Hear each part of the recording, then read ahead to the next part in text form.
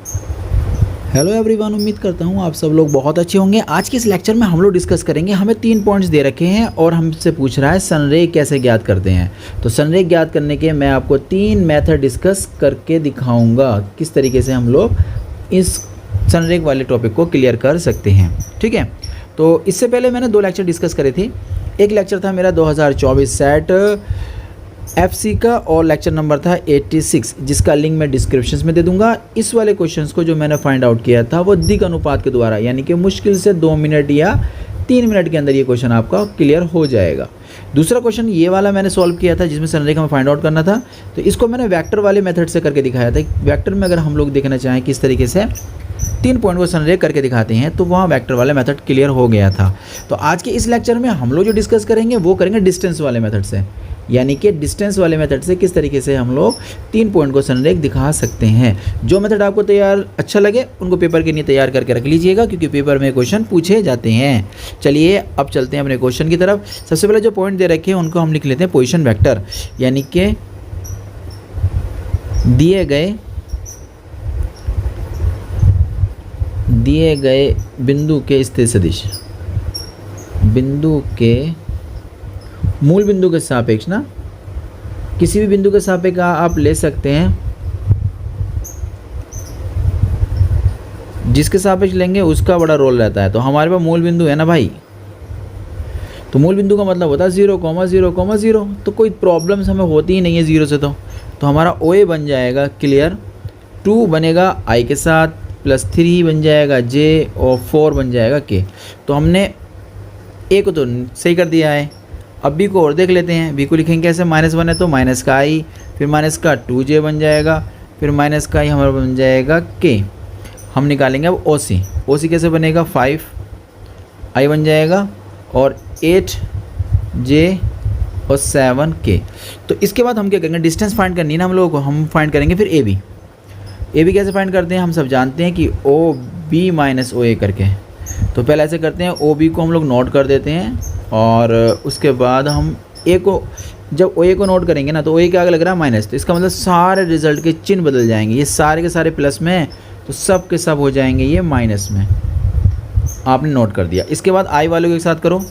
जो I वाला result है ना, ये I वाला है, ये I वाले के साथ चला जाएगा। J वाला रिजल्ट J वाले के साथ चला जाएगा और K का रिजल्ट जो होगा वो K वाले के साथ चला जाएगा। तो ठीक है, I वाला माइनस का और माइनस के बन जाएंगे आपके पास 3, J वाला माइनस का 2, माइनस का 3 तो माइनस के बन जाएंगे 5, और K वाला एक तो है प्लस का, 4 है माइनस के, बनेंगे माइनस के 3K। तो A भी जैसे फाइंड हो जाएंगी ना भाई आपकी, आपने AB वेक्टर फाइंड कर लिया ना, तो AB की डिस्टेंस निकाल दीजिए, यानी कि लेंथ ऑफ AB कितनी लेंथ होगी। तो हम जानते हैं मोड लगाना पड़ेगा, और मोड में कैसे सोल्व करते हैं, I की गुणांक का स्क्वायर, -3 का स्क्वायर करेंगे तो प्लस का 9 बन जाएगा, -5 का स्क्वायर करेंगे 25 बन जाएगा, और फिर 3 का स्क्वायर करेंगे माइनस में तो प्लस का 9 बन जाएगा। तो इनको ऐड कर लेंगे हम लोग, तो 25 और 9 ऐड करेंगे, फिर उसमें से हम लोग ये ऐड करने के बाद आ जाएगा 9 9 18 और 8 5 13 का 3 हासिल लगा 1 और 2 और 2 4 हो जाएगा। तो ये बन जाएगा 43। ठीक है, अब देखिए आगे हम लोग को निकालना क्या है, BC निकाल लेते हैं। तो BC कैसे निकालना होता है भैया, OC माइनस OB। डिस्टेंस से निकालना मैं आपको सिखा रहा हूँ, थोड़ा सा लेंथी पड़ेगा लेकिन ठीक है हो जाएगा। मगर तो हम पहले लिखेंगे OC को, तो 5I और कितना था प्लस का 8J और प्लस का 7K था, फिर माइनस OB का देखो माइनस में करेंगे तो जितने भी थे ये I प्लस का बन जाएगा 1 और ये 2 बन जाएगा, J प्लस का माइनस K बन जाएगा। नोट कर देते हैं। तो ठीक है, इसको नोट करेंगे तो प्लस का I था, प्लस का 2J था और माइनस का K था ना। ठीक है, अब ऐड कर लेते हैं I वालों को I वाले के साथ, तो 6I हो जाएगा। ओके, J वालों J का ऐड करेंगे तो प्लस का 10J हो जाएगा, और K वाले को लेस करना पड़ेगा तो प्लस का 6K हो जाएगा। अब BC की डिस्टेंस निकाल दो, यानी कि लेंथ ऑफ BC, कितनी लेंथ है, अंडर रूट में जाएगा मोड लगाने के बाद 36, ये हो जाएगा 100 और ये हो जाएगा 36 और 36 हो जाएगा 72 और 100 ऐड करेंगे तो 172। ठीक है, समझ में आ गई। इस 72 को थोड़ा कैलकुलेट कर लेते हैं हम लोग। कैलकुलेट करेंगे तो ऐसा करते हैं, इसके टुकड़े करने पड़ेंगे फिर हमें, तो इसे काट देते हैं हम लोग। 2 से कट जाएगा, 4 से भी कट रहा है वैसे तो, ये 4 से काट के देखें इसको, तो 4 चौक 16 और 4 तिया 12। ठीक है, आ जाएगा 4 × 43 ओवर स्क्वायर रूट। और 4 का मतलब है 2 बाहर आ जाएगा। तो इतना रिजल्ट हमारे पास किसका आ गया भैया, BC का मोड आ गया है। अब बचा हमारे पास CA कैसे निकालते हैं हम लोग, OA माइनस OC। OA कितना था हमारे पास, OA था 2i 3j और 4, कितना प्यारा था। O का था 2i 3j माइनस प्लस का था, सब प्लस के थे 4 के। अब लिखेंगे OC को, OC हमारे पास कितना था, OC था हमारे पास ये रहा, सब ये भी प्लस के हैं 5i 8j और 7 के, 5i 8j और 7 के, सब के सब ये माइनस के हो जाएंगे क्योंकि सारे के सारे प्लस के दे रखे थे।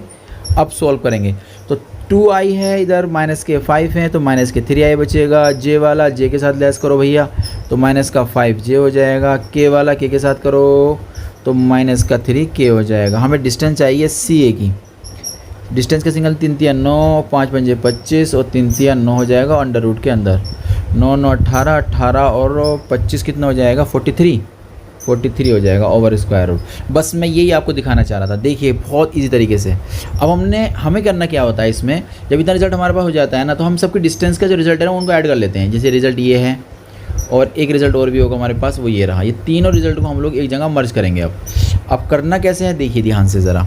सबसे पहले हम ना AB का मोड और प्लस में लेते हैं CA का मोड। AB का मोड कितना निकल कर आया था वो देखो, AB का मोड था भाई अंडर रूट में 43, ठीक है, और CA का मोड तभी निकाला ही हमने, यहाँ पर निकाला था अंडर रूट में 43। तो ये दोनों ऐड करने के बाद कितना हो जाएगा, डबल हो जाएगा ना 43 का। अब ये जो डिस्टेंस का सम निकल कर आया ना भाई, ये तीसरी वाली के बराबर आ जाना चाहिए। और तीसरा वाला कितना देखो ये रहा, किसके बराबर हो गया ये भैया, BC के बराबर हो गया।